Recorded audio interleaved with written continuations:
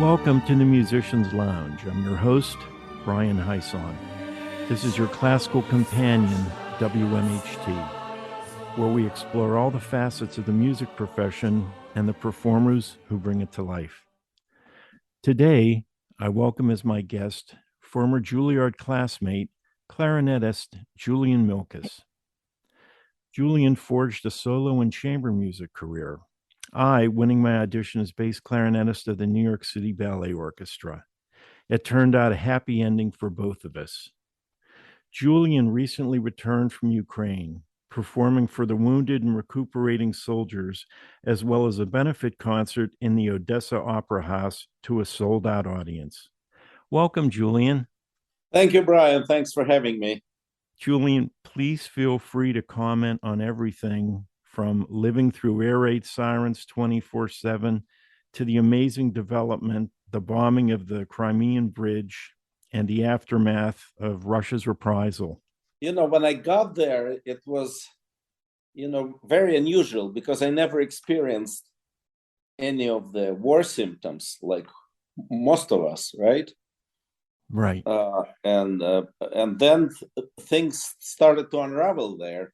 The sirens, and sometimes in the middle of the day, or the worst thing when it's in the middle of the night, like at 4:30 or 5. Right. And at first I ignored it, and then people who live there, they said, you have to take care. You have to go to the shelter because it's very dangerous. And I did, and like my last few days, sometimes it was twice a night. And the place where I lived, there was underneath, like in the basement, there was a wonderful concert hall where actually I played twice. Last time about 3 years ago. And so it was like a private shelter for me. So I would take a book and go read and listen to the sirens, which is not a very happy sound, let me tell you that. Right.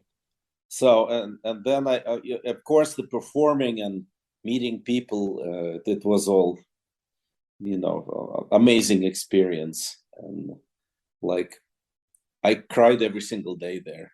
Oh, I'm sure.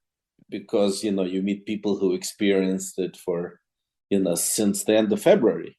Maybe, Julian, could you describe your journey back home to play those concerts in Odessa, and how you actually had to get back into the country? Thank God I have a Canadian passport, and the city where I was born is in Ukraine, is in actually Odessa, right, where I went.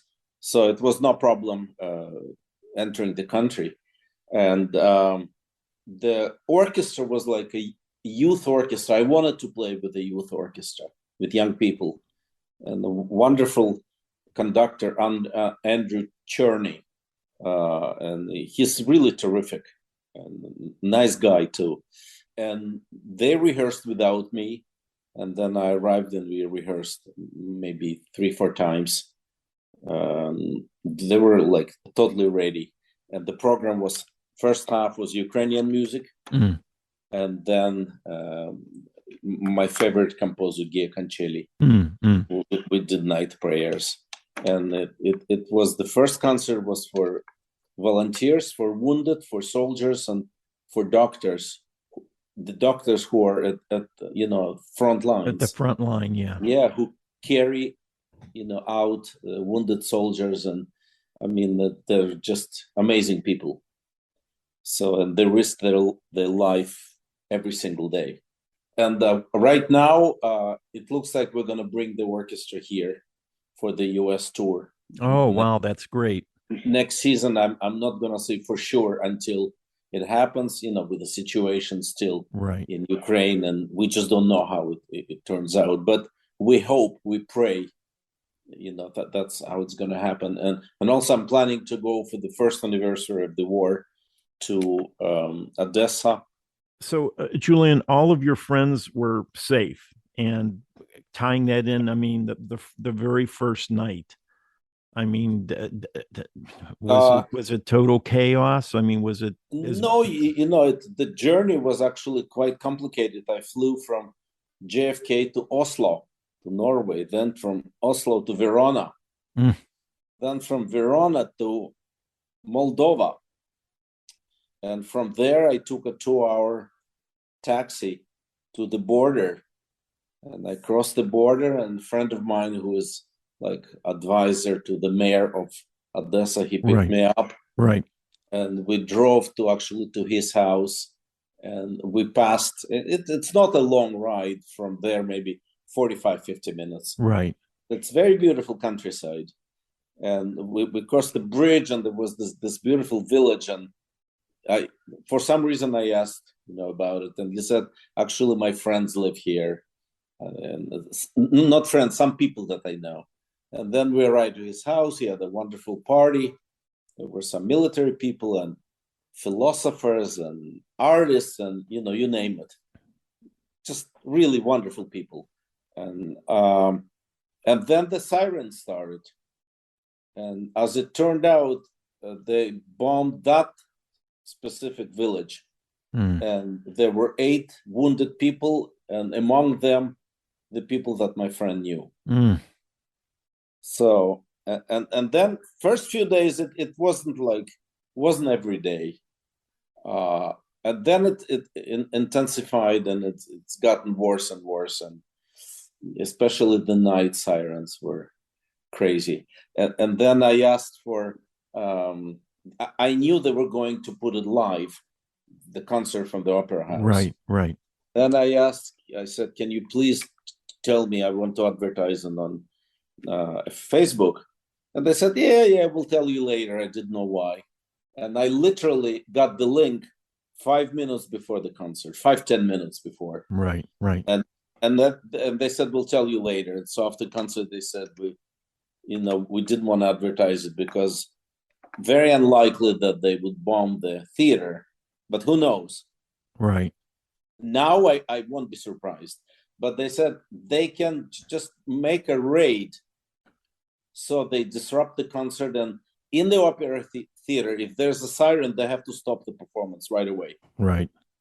And evacuate the people and, performers. So when we finished the concert, like literally 15 minutes after, there were sirens. So, but the concert was not interrupted, and that was great. And the second concert, I did the same program, but in a different place, very old concert hall, but like back to Roman times. And amazing acoustics, very small this time, maybe, I don't know, 140 people. But it was way underneath.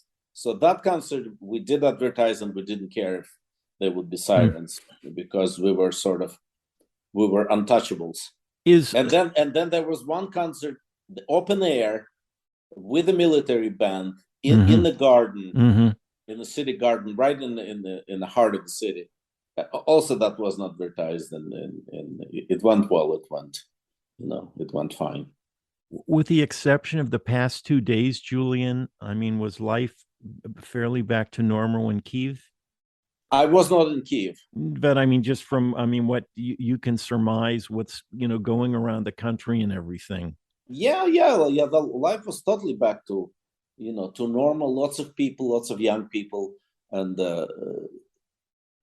performances started. Theaters started to open up. And opera had like 3 or 4 performances, and some jazz gigs, and restaurants were full, and cafes, and it was very pleasant. Also, the weather was so beautiful. It was warm and nice, except you couldn't go to the beach. Right. Because there were mines there. So you couldn't get, not even close to the water, but even you couldn't, go to the sand beach because there were mines, and that there were occasions when people got killed. So, but it was really, really fantastic. And I met some remarkable people. So also, Odessa and Ukraine now, it has no nationality right now. It wasn't always like that. It doesn't matter if you're Russian or Ukrainian or a Jew or Greek. It absolutely does not matter. Right. So the people communicate, and what unites is the love for the country, and as JFK said, what you can do for your country. Right, right. So, and everybody, like I met so many young people, like late teens and early 20s. And they said, if we have to go and fight and, there's a big chance you can get killed, that's fine. Because they have this great cause and they're doing it. Right. So, and I met this man. He's like a really living symbol in Ukraine. His name is Vyacheslav Vakarchuk. He is the soloist, and he started this band, Ocean Elsa, very famous rock band, and he's a poet. And we spent like 3 days in Odessa, and he would go every single day with his like chauffeur or bodyguard, I don't know exactly who he was, chauffeur, I think, to the front lines, even in front of front lines. And he performed for soldiers, really under bullets and strikes from the Russian army. When you were performing, Julian, for the soldiers, as well as the doctors and aid workers, I mean, that must have been very hard to do. I mean, it's such a personal and emotional experience. Brian, for sure. When I found out who would be in the theater, there were no tickets sold for that concert. Right. So when I knew it was for soldiers and for wounded people and, volunteers, and I said, please darken the theater so I will not see the audience, because I thought if I would see these soldiers and, wounded people, I won't be able to play. I'll start crying. Right, right. So they did that, and thank God. So I met a lot of these people afterwards, and it was, very, very touching. And they were touched because the music I played, it really touches hearts. The Ukrainian things that I played, it's like their heart, part of their heart. So, and Gia Cancelli, no matter who's listening, people start crying. Right, right. So straight to your heart. That was a really noble effort on your part, Julian, and also took, I hope you don't mind me using this word, but I mean a lot of bravery to go back home, visit, and do this. I mean, there's no, when people are, bombed, there's no warning. I mean, it's just, you're here 1 minute, gone the next. Yeah, no, I guess you're right now looking back, yes. But, I really, when the idea came to my head around April, I really wasn't thinking about how it would happen, what it would mean to them or to me. Right. I just felt like I gotta go there. I gotta do it. And then, I really was treated like a hero there. So I totally did not expect that. And it was like a poster or a big banner on, literally every block or two. And people recognize me. And, when your face is all over the city, people recognize you. Right, right. And, it was so touching, especially older people, older women, that they would recognize me and come and give you a hug and start crying and says, thank you so much for doing this, and it means a lot. And then I realized it does mean a lot. Right. It means a lot to them. Yes. Yeah, I'm sure that many of the people were wondering, are the Europeans going to help us? Are the Americans going to help us? I mean, are we in this thing alone? I mean, there's a military help, but help like that in arts, in people who are well known, who like musicians who can come and perform, that means just as much, and it's just as important. And I hope that people will follow my lead and come and play and show the support. So I'm trying to recruit some wonderful musicians who can come and do this. So, but if people are afraid and say no, you can't blame them. It's very personal. Julian, this is might sound like a question from left field, but just go with me on this. You were born in Odessa, but grew up in St. Petersburg. Yes. Do you think similar people that had that experience? I mean, would that divide their loyalties? Brian, I know that's a hard question, but hard question. I don't know what to say. I'll tell you, all these years until this war, I always, I was even on Facebook. I'm from St. Petersburg. It was always, I grew up there. My culture is from there. And I was very proud of that city. It's a gorgeous, amazing city with such rich cultural traditions and music and, you name it. Pushkin alone is worth the world, right? And of course, Tchaikovsky. And I mean, it's incredible riches. And so I always, if people ask me, where are you from? I would say I'm from Russia. Not anymore. Not anymore. Because I am embarrassed for my country, for that country. I don't even call it my country anymore. Right. Of, what they do to their neighbors. And it was, these two nations, two peoples, Ukrainian and Russians, they were very close. They were fighting, along each other during the Second World War. And millions died on both sides, and there were so many mixed marriages, and that it's the same church.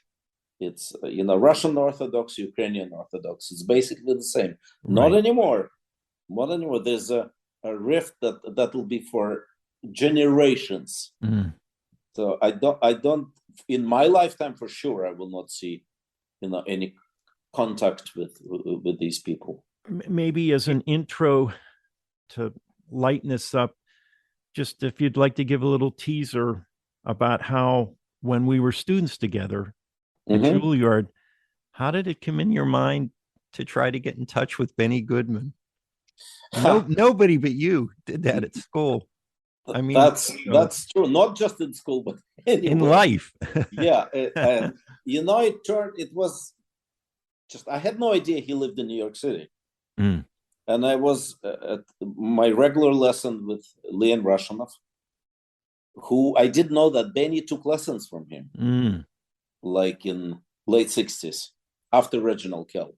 And during the lesson, Leon said, I was at the concert last night, Verder Trio played. And that there's a clarinetist, Elsa Verder, her husband, violinist, and a piano, and they're wonderful musicians. And Leon said, can you imagine, Benny Goodman was at the concert and he disliked it so much that he got up in the middle of the concert with a horrible smirk on his face and left, that the entire hall could see it. And he said, how embarrassing, and what kind of a colleague would do that? Right. And I said, Leon, Benny lives in New York City. He said, where did you think he lived? I said, I had no idea. I don't know. And that was early September. And November, I think 16th, there was my debut at Carnegie Hall from the Irish International. And one of the pieces I played was Contrast by Bela Bartok. Right. That was commissioned by Benny, and he recorded it with Bartok and Joseph Szigeti. And I said, Leon, do you think I could play that for him? And he said, what are you talking about? He doesn't teach. He hates colleagues. He is not, a very pleasant man. And forget it. And I said, I want to call him. And so like half of the lesson, I kept nagging. And Leon said, you're such a pain in the butt. Here's his phone number. You want to be humiliated? Call him. And I did call him. And I spoke. He never answered the phone. It was the secretary in his apartment, and she wrote down the information. And literally 15 minutes later, my phone rang, and it was Benny Goodman. And when he introduced himself, I literally sat on the floor, and I was so nervous. I started talking like this. And you don't talk like that. No, only when I'm nervous. So and then he asked me, about the program, and so he said, I was playing Mozart Quintet, Brahms Number 2, Debussy Rhapsody, and Bartok. And he said, "You're nuts." He said, "You're playing most well-known clarinet repertoire, and so why are you doing this? It's all so difficult. Play something, new." And he said, if you think you can shock somebody in New York City, forget it. People have seen everything here. Right. So, and I said, well, it's whatever, 2 months left. And then he goes, "Why do you think I can help you only with Bartok?" He said, "Don't you think I can help you with Brahms and Mozart?" And I was like, "Oh, what do you say to that?" So, and then he said, "All right, what are you doing tomorrow?" And it was Monday, my busiest day at Juilliard. And I said, "Mr. Goodman, nothing, I'm free all day." He said, "Well, come over at 10 a.m. So then I called Leon, and I told him, and Leon knew me. I had a reputation of a practical joker. And Leon said, "Very funny." And I said, "Leon, it's true." He said, "Right." So it took me a while, to get through to him. And then he said, "All right, if that's the case, you gotta shave, you gotta wear a suit, nice shoes. If you have a hat, wear a hat. Benny loves hats. And you cannot be even 1 minute late. So you gotta be there precisely at 10. You gotta knock on his door." And I did all that, and it worked. Because the first thing, he opened the door and he looked at his watch, and he went, "Oh, just went like that." And then he goes, "Nice hat." So, and then, he lets me in, and he sits on a sofa, and he was like, a good sized guy. And he wore at his house black pants, red vest, tie, jacket, and black shoes at 10 a.m. And then so he goes, "Okay, play." And I'm shaking. I can't even put my instrument together. And then he goes, "Are you nervous?" And I said, "Mr. Goodman, if you were me and I were you, would you be nervous?" And he loved it. And he said, "I think so."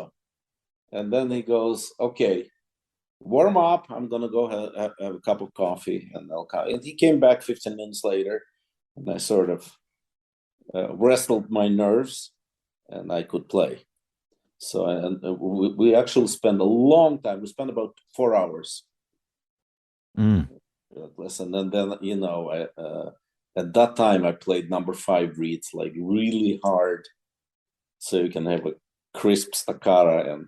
And then he goes, "Oh, what type of reed do you play?" I said, "Van Doren 5. He said, "Are you crazy?" He said, "Our instrument is difficult enough. Why make your life more difficult?" He said, "You can't play this. You can't have a flexible sound, and you cannot use a vibrato." And he could not imagine playing clarinet without vibrato. So, and he was right.